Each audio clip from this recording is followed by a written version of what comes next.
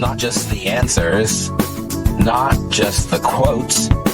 It's life in the margins. It's time for Cluffs Notes.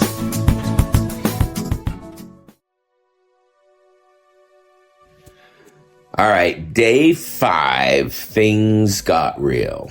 This is where I learned about Tammy's journey a little more. It's where I got to hear some of the foundational pieces of the why that led to where she's at right now.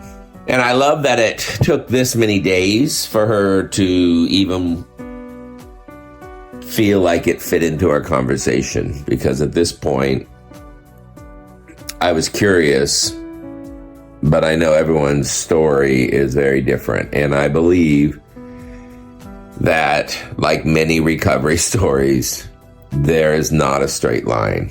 It's very layered, and Tammy's was layered with pain, but also with growing clarity and ownership.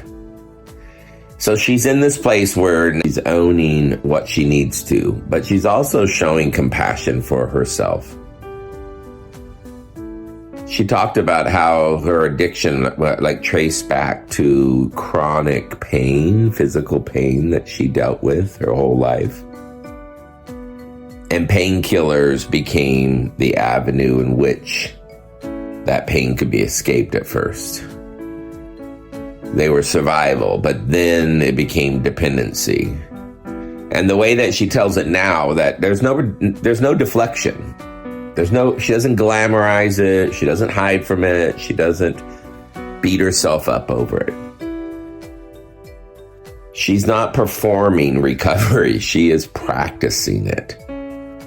And she's accountable, yes. But she also has that kind of hard one, where there's a gentleness towards the person who she used to be. I think about that phrase, know better, do better. She also opened up about her marriage, and it was heavy. This dynamic that they had built was not about relationship. It was about regulations. Her husband monitored her. There was GPS and cameras, rationing the meds.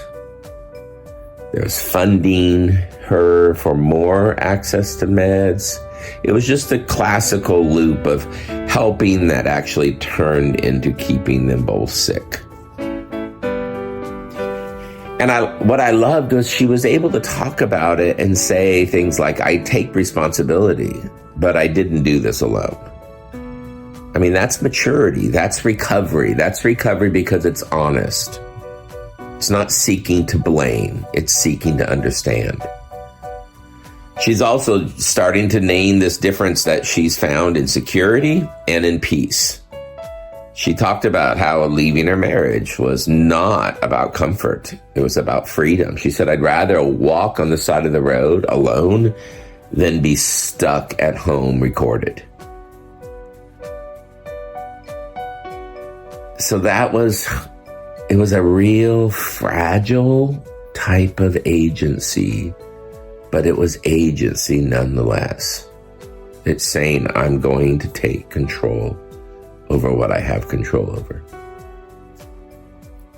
And what I love most is that she's connecting her story not through this confession, but through this conversation with me.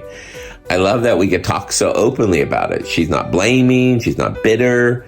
She's just remembering out loud, testing her understanding. It's like a safe place in the Pathfinder, right? It's therapy in transit. But in that car, she gets to narrate her life. Not about being the recovering addict, but she gets to be the historian for the story she's telling. And I get to be a thankful witness to that. Not to rewrite anything, but just to reflect it back to her gently. Reflect it back with presence and with curiosity.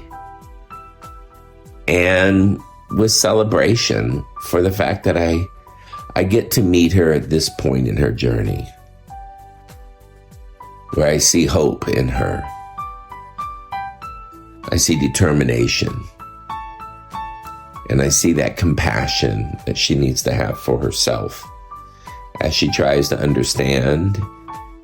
Well, like I say to Jasper, we don't win or lose, we win or learn. So that's what we talk about in the Pathfinder. What are we learning?